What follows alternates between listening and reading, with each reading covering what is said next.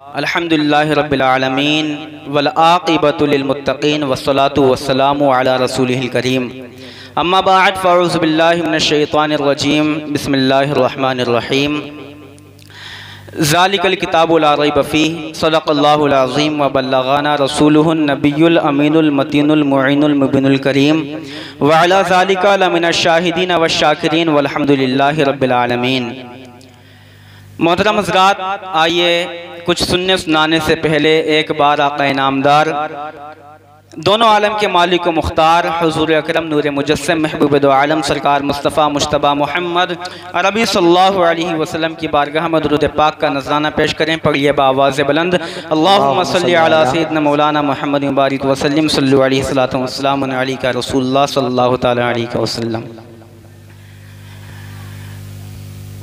सिर्फ 5 और 10 मिनट के लिए मैं हाजिर आया हूँ, मुझे समाअत फरमाएं, उसके बाद हज़रत को इंशाअल्लाह आप सुनेंगे। बहुत संजीदगी के साथ थोड़ी सी गुफ्तगू आपसे होगी इंशाअल्लाह। लेकिन होता क्या है कि संजीदा गुफ्तगू में लोग सो जाते हैं। अभी हज़रत सैयद ग़ुलाम रब्बानी साहब क़िबला तकरीर फरमा रहे थे और देख रहा था कि लोग बड़ी खामोश सन्नाटे के आलम में थे, अल्लाह जाने कहाँ थे, या तकरीर की गहराइयों में ज़्यादा डूब गए थे, अल्लाह बेहतर जाने। सुना करें, काफ़ी मुफीद होती हैं।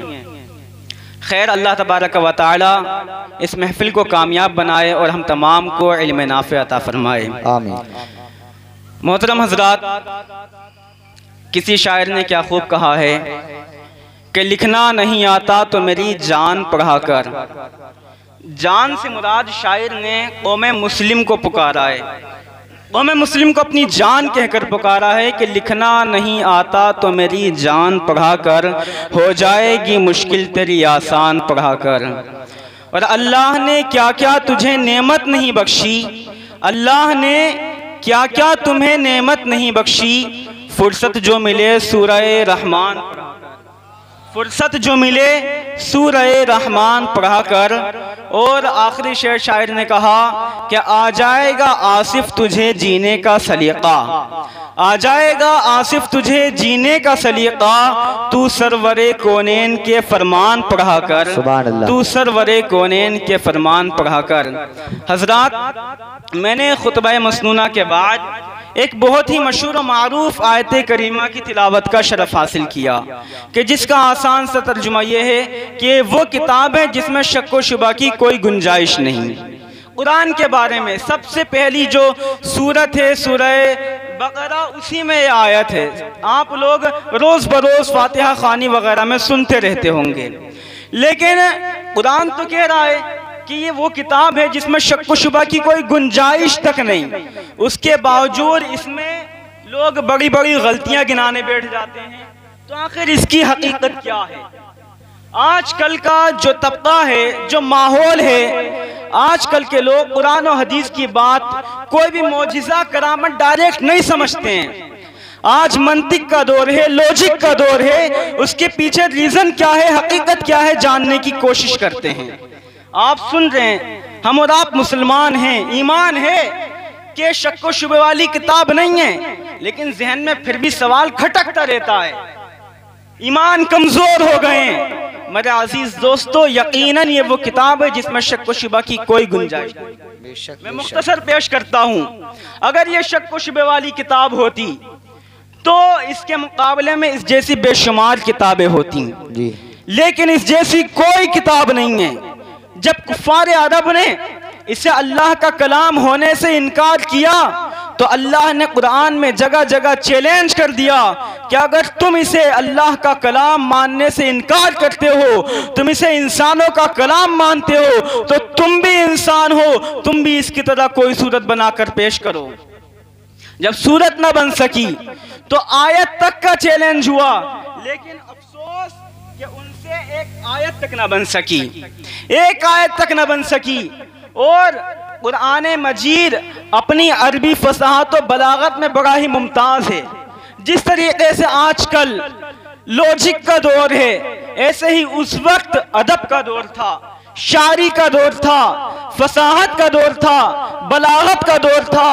उस वक्त ये किताब अपनी फसाहत और बलागत में मौजिज़ा बनकर नाज़िल हुई। लेकिन ये तो उस दौर की बात थी। आज के दौर में अगर मौजिज़ा है तो कैसे मौजिज़ा है। मेरे अजीज दोस्तों, यह कुरान मजीद वो किताब है कि जिसमें तमाम उलूम हैं, दुनिया से आखिरत तक तमाम का बयान है। हर चीज इसमें बयान की गई है, कोई चीज इससे छूटी हुई नहीं है। लेकिन कैसे पहले के लोग सिर्फ कुरान पढ़ के बड़े बड़े आलिम हुआ करते थे, बड़े बड़े साइंसदान हुआ करते थे, लेकिन आज हम लोग कुरान हासिल करने के बावजूद कुछ नहीं हो पा रहे हैं। हजरात, लोग सोचते हैं कि जो आलिम है, जो हाफिज है, वो कुछ नहीं है, उसके पास कुछ नहीं है, दुनिया से ना आशना है, दुनियावी उलूम को नहीं जानता है, साइंस के सामने वो फकत एक तिफले मकतब है। लेकिन ऐसा नहीं है मेरे अजीज दोस्तों, इस बात को गौर से कान खोल कर सुन लीजिए कि कुरान करीम में 6666 आयतें करीमा हैं और उनमें से 1000 से ज़ायद आयतें वो हैं जो साइंस की मालूमात देती हैं। आजकल लोग साइंस को आगे रखते हैं, दुनियावी उलूम को आगे रखते हैं और कुरान और दीनी तालीम को पीछे रखते हैं। मैं उन्हें बताना चाहूँगा कि दुनिया के जितने भी उलूम हैं वो तमाम के तमाम कुरान के सामने कांसा लिए खड़े रहते हैं। और कुरान इल्म का एक गहवारा है। जो कुरान में साइंसी बातें बताई गई हैं, मैं चंद आपके सामने पेश करता हूँ। इस दुनिया के बारे में, दुनिया को वजूद कैसे मिला, तो साइंसदानों ने जो खोज की है, जो रिसर्च की है, ये ज्यादा पुरानी रिसर्च नहीं है, सिर्फ तकरीबन 1900 की है। और उन्होंने क्या हासिल किया कि ये तमाम का तमाम मजमुआ था, ये जितने भी सैयारे हैं सब मिले हुए थे, लेकिन अचानक एक बड़ा विस्फोट हुआ जिससे ये फट गए और फट के ये तमाम के तमाम अलग अलग हो गए। हजरात, ये कब खोज हुई, कब रिसर्च हुई? अभी तकरीबन 1900 में। लेकिन कुरान ने 1400 साल पहले ही बयान फरमा दिया, अल्लाह रब्बुल इज्जत ने कुरान में बयान फरमा दिया कि ये तमाम का तमाम आलम, ये तमाम कायनात एक इकाई थी, फिर हमने इन्हें फाड़ कर अलग अलग कर दिया। ये इतनी बड़ी बात कि जबकि कैमरा तो दूर की चीज है, दूरबीन तक का वजूद नहीं था, क्या इस आलम को देखा जाता, स्पेस को देखा जाता, सैयारे अलग अलग हैं, ये चीज देखी जाती। उस वक्त में अल्लाह रब्बुल इज्जत ने कुरान में बयान फरमा दिया। ये साइंस नहीं है तो क्या है? साइंस में तो सबसे आला दर्जा है वो उसी का है जो फलकियात का माहिर होता है, जो आसमानों का उलूम रखता है, वो साइंसदान सबसे ज्यादा काबिल माना जाता है। और ऐसी साइंस अल्लाह रब्बुल इज्जत ने कुरान में बयान फरमा दी। इतना ही नहीं, बल्कि लोगों ने तहकीक की कि ये जो दुनिया है, ये जो सैयारे हैं, ये एक दूसरे से दूर हटते जा रहे हैं, अलग होते जा रहे हैं। तो इसको भी अल्लाह रब्बुल इज्जत ने कुरान मजीद में फरमा दिया है कि हम इस कायनात को वुसअत बख्शेंगे, इसे फैलाते रहेंगे। ये बात भी कुरान में मौजूद है। ये तो साइंस के मुताल्लिक हुआ।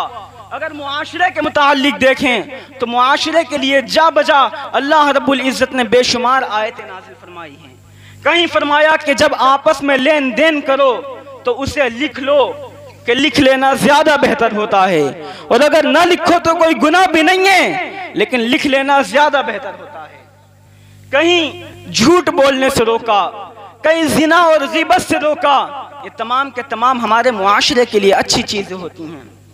लोग आजकल परिंदों पर रिसर्च करते हैं कि इनका रहन सहन कैसा है, तो अल्लाह रब्बुल इज्जत ने कुरान मजीद में ये भी फरमा दिया कि ये जो तुम हवा में उड़ते हुए परिंदे देखते हो, इनका मुआशरा भी ऐसा ही है जैसा कि तुम्हारा मुआशरा है जी, और यकीनन इनका मुआशरा भी ऐसा ही होता है। एक मैंने किताब पढ़ी जो चींटी के ऊपर लिखी हुई थी, कितनी छोटी सी चींटी होती है, उस पर तकरीबन 92 सफ़हात की किताब, और जब उसे पढ़ा तो यूं महसूस होता था कि चींटी इंसान से ज्यादा बड़े ही निज़ाम के साथ, बड़े ही हिसाब किताब के साथ उनका रहन सहन, बड़े ही अच्छे आलीशान उनके घर होते हैं। लेकिन मेरे अजीज़ दोस्तों, ये तमाम गौर व फिक्र करने की ज़रूरत है, गौर व फिक्र करने की चीज़ें हैं। और भी कुरान में अगर सियासत के मुतालिक देखा जाए तो अल्लाह रब्बुल इज़्ज़त ने सियासत भी कुरान में बयान फरमाई है कि जब कोई शख्स अगर तुम पर हमला करे, तुम पर हावी हो, तो उसको उसी अंदाज में जवाब दो। तमाम के तमाम उलूम, चाहे साइंस हो, कोई भी हो, मैथ हो या मुआशरे का कोई उलूम हो या साइंस का कोई भी शोबा हो, तमाम के तमाम उलूम अल्लाह ने कुरान मजीद में बयान फरमा दिए हैं। लेकिन आजकल हमने कुरान को उठा के रख दिया है, हमने उसे सिर्फ एक सवाब हासिल करने वाली किताब शुमार किया है। मेरे अजीज दोस्तों, यकीनन कुरान सवाब हासिल करने के लिए है, लेकिन उसके साथ साथ ये हमारे लिए एक इल्म का खजाना है। अगर हम इसका इल्म हासिल कर लें तो यकीनन यह हमें दुनिया में मुमताज कर देगी और हम दुनिया के सबसे बड़े आलिम कहलाएंगे। लेकिन इसी कौम में आज इल्म बाकी नहीं रह गया। जानते हो कुरान मजीद की शुरुआत कहाँ से हुई? अल्लाह रब्बुल इज़्ज़त ने जब कुरान नाजिल फरमाया तो शुरू में 5 आयतें नाजिल फरमाई और उन 5 में इल्म की फजीलत बयान फरमाई। तभी तो इल्म को फजीलत जाहिर होती है, लेकिन उसके बावजूद हमने इल्म को छोड़ दिया। किसी शायर ने क्या खूब कहा है, अफसोस है तालीम और तरक्की में है पीछे जिस कौम का आगाज ही इक़रा से हुआ है। अल्लाह ने फरमाया ना, इक़रा बिस्मि रब्बिकल लज़ी खलक़। सबसे पहली आयत नाज़िल हुई इक़रा बिस्मि रब्बिकल लज़ी खलक़। इक़रा का माना होता है पढ़ना, कि पढ़ो, पढ़ने का हुक्म दिया गया।